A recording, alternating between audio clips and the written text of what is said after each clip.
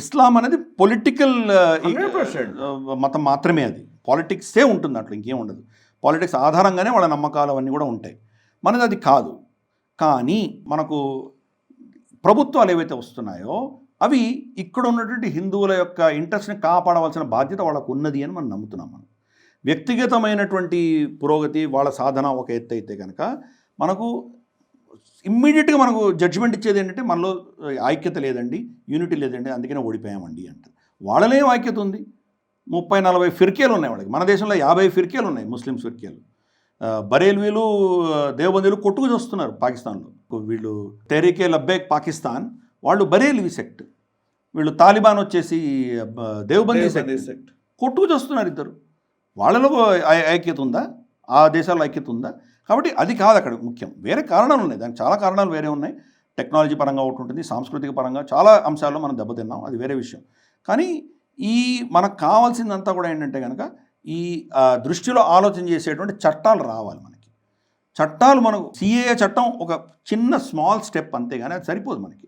2014 తర్వాత వచ్చిన హిందువుల పరిస్థితి ఏంటి?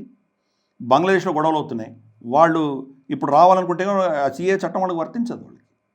కాబట్టి మన కాన్స్టిట్యూషన్ మారాలి. కాన్స్టిట్యూషన్ మారనంత వరకు కూడా ఇలాగే ఉంటుంది. కాన్స్టిట్యూషన్ ఎప్పుడు మారుతుంది?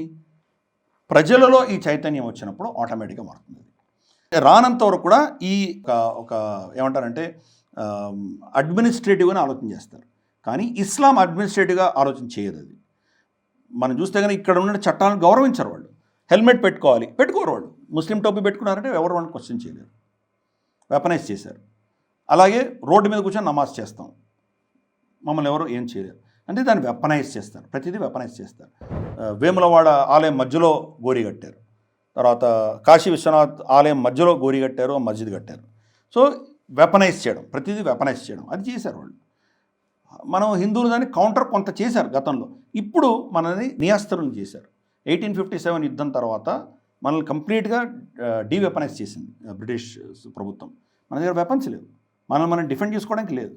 రూల్ ఏం పెట్టారంటే అస్త్రశస్త్రాలు అనేది ప్రభుత్వం దగ్గర మాత్రమే ఉండాలి, వ్యక్తుల దగ్గర ఉండడానికి వీలు లేదు అని చెప్పి మన మీద రూల్ ఇంపోజ్ చేశారు. ఇదే రూలు అమెరికాలో వర్తించదు. సెకండ్ అమెండ్మెంట్ ప్రకారం ప్రతి ఒక్కరు అస్త్రాలు పెట్టుకోవచ్చు, గన్లు పెట్టుకోవచ్చు, వాళ్ళని డిఫెండ్ చేసుకునే అధికారం, మౌలిక అధికారం ప్రతి వ్యక్తికి ఉంది. అక్కడ ఉన్న జనాభా కంటే కూడా 3-4 రెట్ల ఎక్కువ అస్త్రాలు, ఆయుధాలు ఆ దేశంలో ఉన్నాయి. సరే, దానివల్ల వచ్చే పరిణామాలు వేరే ఉండొచ్చు, కానీ వాళ్ళని డిఫెండ్ చేసుకోగలుగుతున్నారు.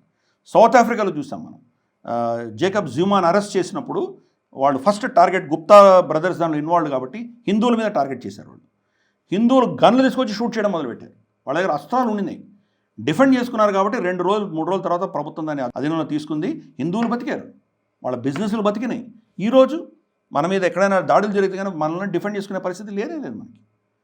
వాడు షారుఖ్ ఖాన్ అన్నవాడు గన్ను తీసుకొని రోడ్డు మీద వచ్చేవాడు షూట్ చేస్తుంటే మన దగ్గర కత్తులు కూడా లేవు, కటారాలు లేవు, ఏమీ లేవు మన దగ్గర. సో ఇది మన పరిస్థితి. మనం పొలిటికల్గా అవేర్నెస్ లేదు మనకు. వాళ్లకు దేశాలకు అతీతంగా, చట్టాలకు అతీతంగా మేము ముస్లిమ్స్, మేము ఉమ్మా అన్నటువంటి కాన్సెప్ట్ వాళ్ళకు నూరిపోసారు. ఇది మనకు కొంచెం డిఫరెన్సెస్ అన్నీ కూడా. ఓకే, ఈ వీడియో మీకు నచ్చినట్టయితే లైక్ చేయండి, 10 మందికి షేర్ చేయండి. అలాగే కామెంట్ల రూపంలో మీ అభిప్రాయాలను మాతో పంచుకోండి. Nationalist hub group of channels ను సబ్స్క్రైబ్ చేసుకుని తెలుగునాట జాతీయవాద జర్నలిజాన్ని ప్రోత్సహించండి. ఈ వీడియో కింద ఉన్న బెల్ ఐకాన్ పై క్లిక్ చేయడం మర్చిపోవద్దు.